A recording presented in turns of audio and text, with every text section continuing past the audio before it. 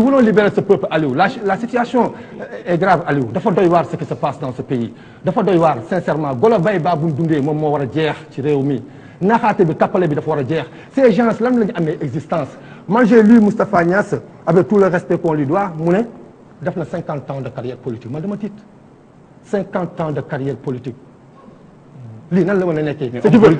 ce qui veut dire mën naa wax sax George Washington ah ñëw na ay dem Roosevelt ñëw dem mu toog John Kennedy ñëw fekk ko fi liggéey dem mu toog mais attendez.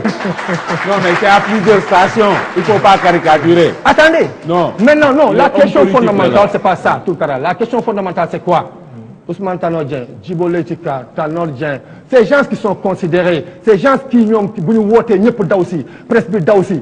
la ñu bëgg a xam ñoom lan la ñu apporter le Sénégal kan moo ci bind benn pensée économique pour ce pays kan moo mën a taxaw ci ñoom ñu ngi may dégg ne man kat at yi ma fi nekk yëpp ak milliards yi ma Sénégal jox yëpp créé naa benn système boo xamante ne jëlee na délinquance fa ma dëkk fa ma juddoo yare fa. kan mooy génnee ne génne naa xam-xam boo xamante ne amélioré na de façon notoire les conditions de vie. de la population xam nga ko. kan kon donc mënuñu dara wax ji ñu nekk ci télé bi ratatate bu ñu paree. mais xoolal wax ji seet ko ci sa néeg sa rondal doo ko gis gënal ci mbedd bi ne waa ji li mu doon wax anamu doo ko gis. pourquoi ces gens sont d'actualité dans ce pays ce qui veut dire que léegi ñoom seen xam-xam fi mu yem automatiquement ñun ñëpp nous sommes obligés foofu la ñuy yem. mais ce pays ne va pas avancer. le président Macky Sall nous a trahis. il a trahi la révolution parce que il a trahi la révolution mooy moom mënul nekk le premier président né après les indépendances un jeune xale bu tuuti.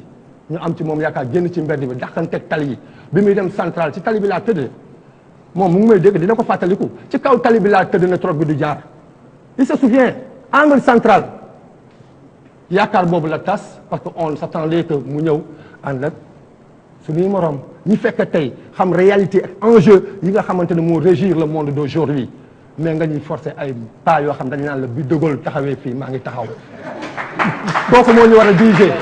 ñooñu war a diriger dans ce pays. je pense que c'est pas du tout sérieux. donc il faut que quand même ñu sérieux. il faut que qu'on respecte ce peuple. il faut qu'on respecte ce Sénégalais parce que tout simplement il est ayant droit moom mooy fay impôt mooy fay courant mooy fay ndox mooy fay lu ne ñu koy jàpp di ko caaxaane. à l'instant bu crise scolaire bi di chaque année ñu frôler l'année blanche. c'est toujours sauver in extremis au même moment le président de la République ñëw établir benn décret 2014 697 pourquoi faire allouer une indemnité à hauteur de 500 000 francs aux épouses des diplomates ñooñu dañu gën suñu yaay yi xëy fajar di yenu ay panne di buuxante ci njaga njaay di dem affronter géej gi.